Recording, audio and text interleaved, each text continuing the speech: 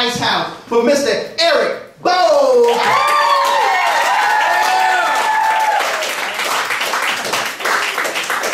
Now, you can't talk about farts with this crowd, man. Just people don't like it.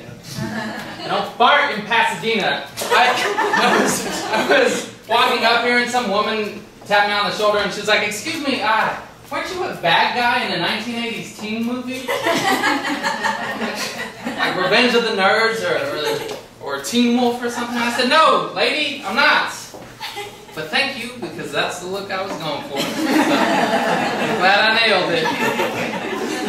Nerds! Little reference to my youth. I was at this party the other day, and these three women, they called me over and they're like, "We have a question to ask you." And I said, "Ladies, I'm not going to get naked for you." Like that, it's not. Weirdo. They're like, "No, the way you talk is kind of weird. We're trying to figure out where you're from." And I hear this all the time. I do kind of talk strange. And I'm talking strange right now. And so the first girl says, "Let me guess, you're from Mississippi." Damn, my tongue has stopped working. I don't know what happened. Honestly, maybe it's a bright ass light all sitting over here. Thank you for not sitting in the front, because I got a lot of kicks and punches. Just stay back, people. Damn. I was not in the 80s teen movie. My tongue stopped working. I think I got poisoned. I drank some water, and now my tongue won't work. I don't know what happened. I'm just nervous, guys. I'm nervous. I don't know. Anyways. Alright. So these women, the first one says Mississippi. I said, "No, I'm not from there." "Good guess, woman." And the second one says, you gotta be from like the Midwest, right? I'm like, "No, I'm not from the Midwest, alright?" And the third one says, "See, I was right." And I said, "Well, where do you think I'm from?" And she goes, "You're obviously ESL, English as a second language." That one kind of hurt a little bit, I'll be honest. I was offended. And so I said, "Okay, well, where am I from? Where do you think I'm from?" And she goes, "I don't know, the former Yugoslavic Republic." Like, give me a country that is in existence, like Montenegro or Serbia, what kind? I don't know. But, part of the reason, I'm from California, guys. I'm from Southern California. I'm from a shitty little desert town where everyone is addicted to speed and Oxycontin and fun, obviously. If you're doing the first two, you're having a blast, and that's why you're doing the first two. And so part of the reason is when I was young, I used to speak with a lot of slang, I think, and or as my mom would call it, Ebonics is what she used to say. And so I listened to a lot of gangster rap. In fact, my football coaches were gangsters. They worked for Death Row Records, like with Tupac and Snoop back in the day, back in the 90s. They used to work for him. One of them was a bodyguard and one sang bass back up. And he had like no teeth and he was this big guy. But I remember, these are very bright lights. I remember practice was canceled because they all went up to see Tupac on his deathbed up in Las Vegas. We didn't practice because everyone was in Vegas right after Tupac got shot. And I remember like being upset that I wasn't invited. Like I felt like I had some words I was supposed to tell to Tupac before he died. And the reason why I thought that I should have gone was because a kid I played basketball with had gone and seen Eazy-E on his deathbed when he was dying of AIDS. So I just thought like that's what kids do, is they go see their favorite gangster rapper right before they die. Apparently it's not that normal. But I used to listen to a lot of rap, and I remember I would play it really loud, and my dad and his friends came home unexpected, and I'm like, those damn parents.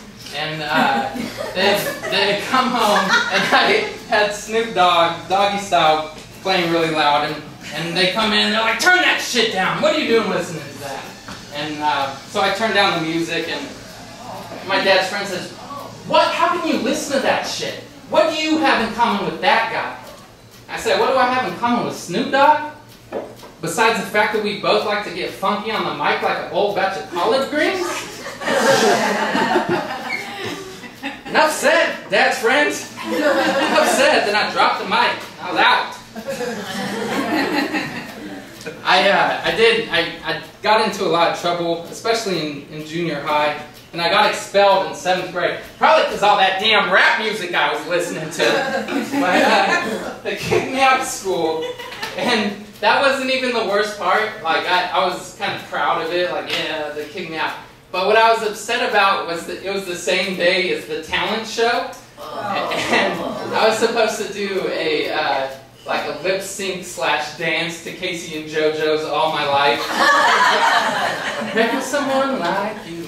And they wouldn't let me perform. They called me in and they're like, look, we've given you second chance after second chance. We can't do it anymore. I'm like, this is bullshit! Just let me dance! Like, no, you got kicked out of school, you asshole. You know, and I felt bad for myself, but imagine my JoJo. You know, that guy, I was Casey, but my JoJo choreographed that whole thing. He had his heart set to entertain the people of Hillview Middle School. He didn't get a chance. It was very sad for him. But I didn't have to go to school for 6 weeks, so. Wow. Yeah, they're like, don't even worry about continuation school, or just don't come back. You're an asshole. Get out of here. So, like, ha, suckers. So I got kicked out of school, but what can you do? I'm glad I'm out of school. To be honest, like 8th grade graduation, other than my wedding day, 8th grade graduation was like the greatest day of my life. Like, I didn't think I'd make it past. It's all been uphill from there. Just had to reach that hump as a 13-year-old. I don't know what my problem was. I'm telling you, it was that damn rap music. And so, but I'm glad I'm not in school. You know, I'm sure you guys read the papers. There's all kinds of weird shit going on in these schools. But the state of California, they just passed this bill into law that would require all new history textbooks to include gay and lesbian history.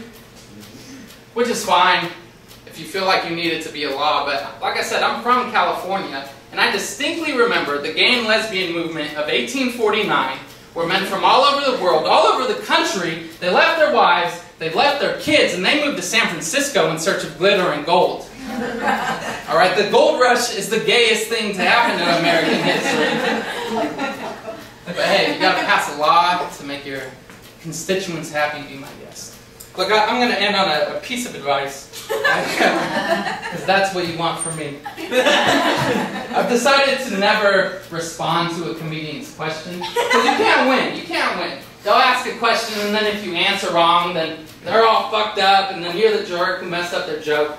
I was at this show, and there was a comedian from Toronto, and he's like, all right, who here's from California? And so I started clapping, like, oh yeah, I'm from California, I like to play this game. And then they're like, we've heard you talk, asshole, you're not from there. Call back.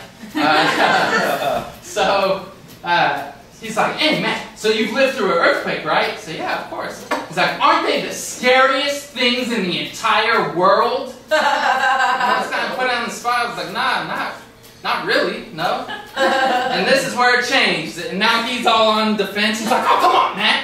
A 7.0 earthquake isn't the scariest fucking thing you've ever seen?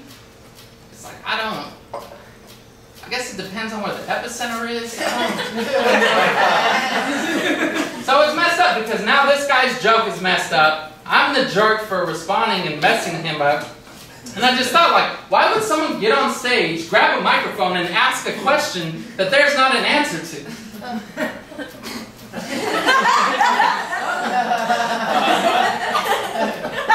Honestly, guys, why would someone do that?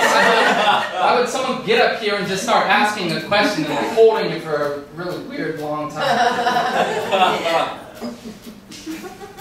You guys don't know the answer either. See? That's my piece of advice. Thank you so much, everyone.